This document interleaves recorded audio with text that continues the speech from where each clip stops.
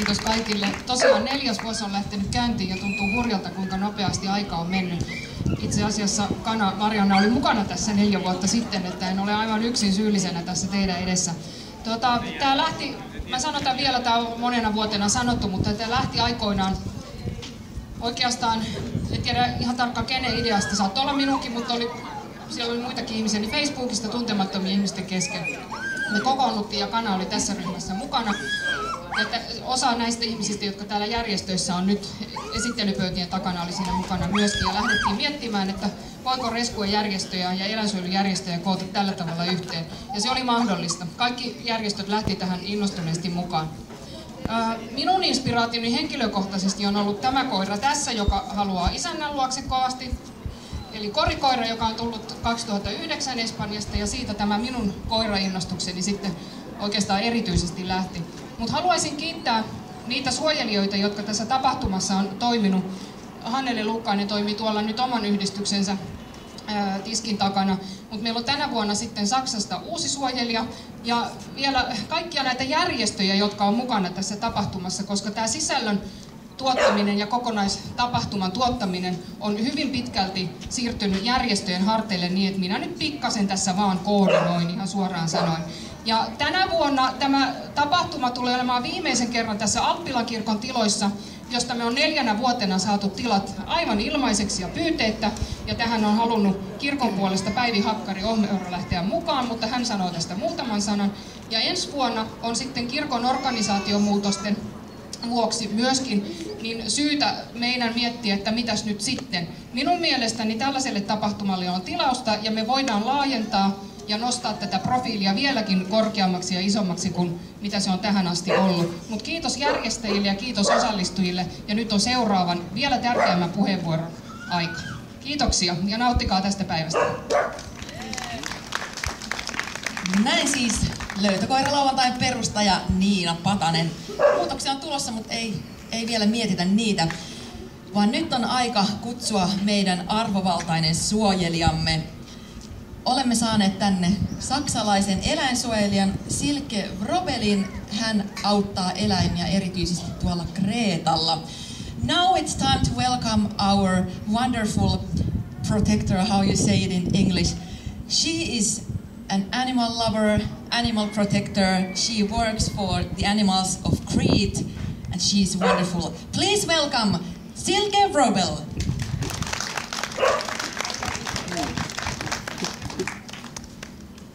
Hello. First, let me thank you from the bottom of my heart that you invited me, that I could come from such a far distance, and I'm really touched. And the first I wanted to tell you, I feel like Alice in Wonderland, because when you see all the suffering on Crete, on the roads, yeah, we have at the moment 350 dogs at least, yeah. Very many are injured, very many are shot, very many have been poisoned, and unfortunately we have a lot of boxes with little cats and little dogs in front of our gate. And when you come into this wonderful country, and I don't say it because I'm your guest, yeah? Everybody who saw me now, I'm wandering around and I feel like Alice in Wonderland because all the animals look well after, and I'm going through the parks and I say, oh my God, what is this? Yeah, a dog on a lead, yeah, well looked after, yeah. You have no clue what that means to me, yeah. Because when you work like me 27 years, yeah, and whenever you think and you hope the government is going to take their responsibility, yeah, and you hope now is a change, a new government, yeah, and then you hope so much something is going to change and nothing is going to change. Then you know what it means to me. Yeah, see so many animal lovers. I'm touched from the bottom of my heart, and I want to thank you all, whatever country you are caring for and whatever you are doing for animals. If you're going there, if you give donation, and what I see here, I'm touched. Yeah, everybody should make an example, should see what's going on here, how much you care for animals. So let me come to the point that just to give you an impression that you know what is actually happening down there. first let me go to the point that people must be informed. We have unfortunately now a real big crisis in Crete, yeah, the financial crisis everybody hears about, yeah. The first what people do are, they think they save a lot of money when they throw their animals on the road, which is of course nonsense, yeah. So, and our situation is so difficult because all the other countries who are protecting animals have a little bit an advantage because we have 6 month season, yeah, that we have tourists coming, asking for help because they fall all over the island about in the garbage, little puppies or dogs or whatever, or wounded animals, and they get the help from our association.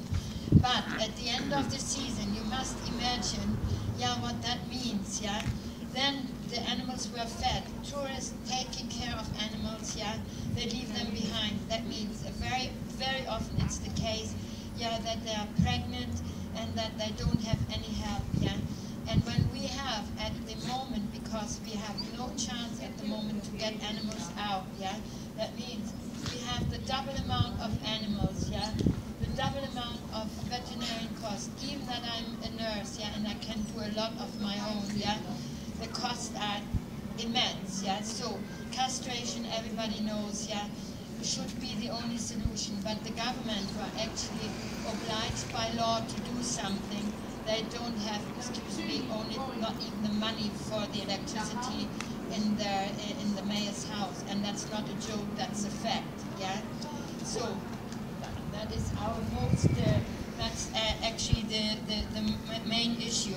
I wanted to tell you as well, in 27 years we saved 15,000 animals, and I think that's a horrendous amount of money, and you always expect that something is going to change. Unfortunately, and that's an appeal on you as well, actually, I think it's in every country, but especially down there, the tourists have a big power, yeah? You can put your foot down, you say, look, we were working very hard for our holidays. We expect that the government and the authorities do something to change the situation. When we are coming, we are not going to see, we are not enjoying our holidays when all this suffering is on the road. There must be a change, yeah? And I want to ask you as well, go to your reps whenever you see something, yeah? Make a note, just open your mouth, even in the press, wherever, yeah? We have to push the people, yeah, to do something for our creatures next to us, for this innocent soul. And I want to thank you all from the bottom of my heart, wherever you are. Please continue helping all these animals, yeah? That finally, at the end of the day, we live together like comrades, like friends. Okay, thank you so much.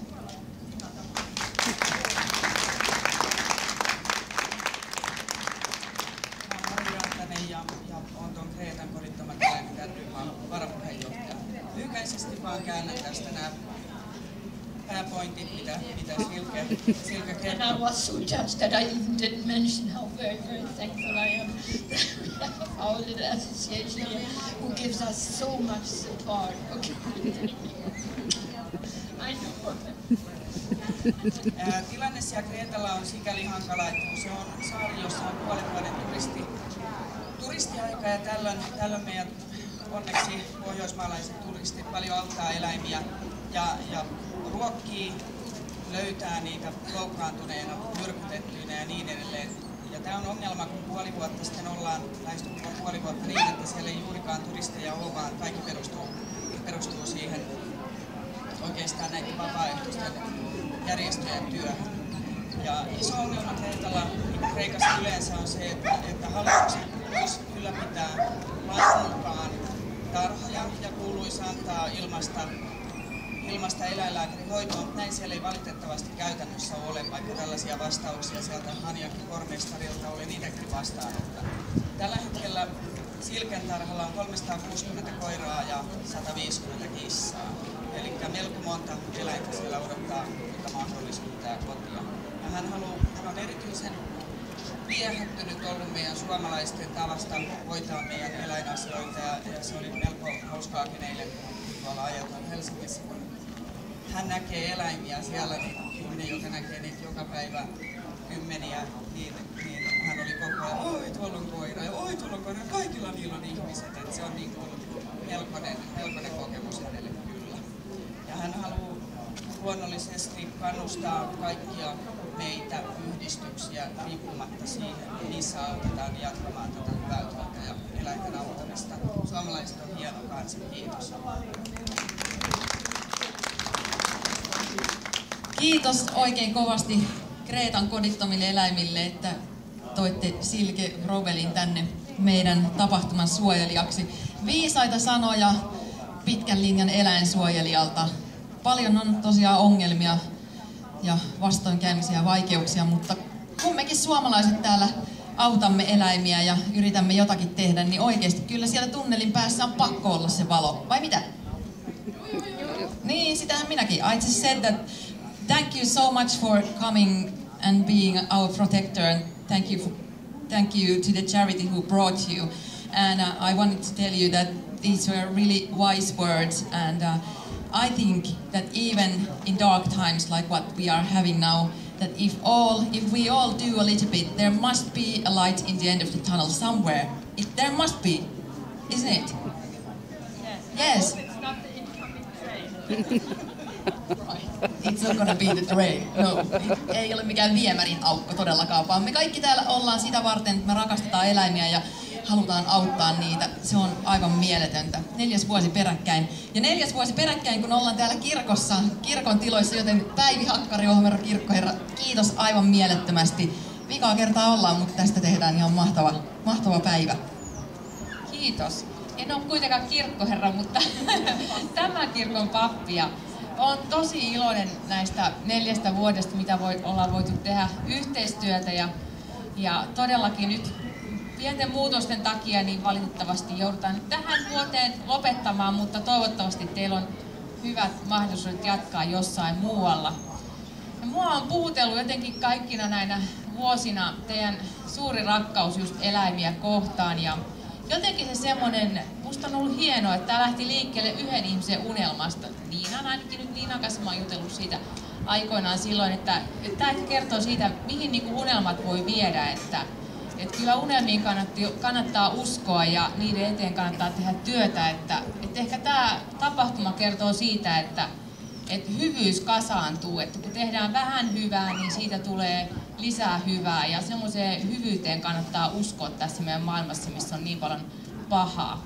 Ja ehkä jotenkin tämä elämän pyhyys ja kunnioitus, mitä mä näen täällä, niin se on tosi arvokasta ja hienoa, että me voidaan jotenkin siihen uskoa ja sitä viedä eteenpäin. Kiitos teille kaikille tosi paljon ja nauttikaa tapahtumasta näissä tiloissa, mitä meillä täällä on. Ja sitten 15.30 me lähtee tuonne pieni kulkue tuohon Alppipuistoon, missä me rukoillaan eläinten puolesta ja meidän itse kunkin puolesta ja koko luomakunnan puolesta ja muistetaan kaikkia eläimiä. Tervetuloa siihen mukaan ja nauttikaa päivästä ja kiva kun ootte täällä.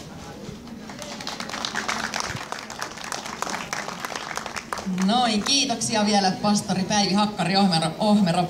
Nyt on Löytökoira lauantai avattu. Annetaan jättimäiset aplodit. The event has been open. Woohoo! Lovely. Sitten katsotaan vähän, mitä ohjelmaa meillä on tänään. Ja sen jälkeen kaikki pääsette tekemään ostoksia, vähän arpoja joka pömpelistä. Ja tosiaan kannattaa sitä rahaa käyttää ihan valtoimenaan, koska tänään on erittäin helppo auttaa valitsemaan ne kohdemaata, niitä eläimiä, kun ostatte tavaraa, ostatte arpoja ja teette hyviä kauppoja.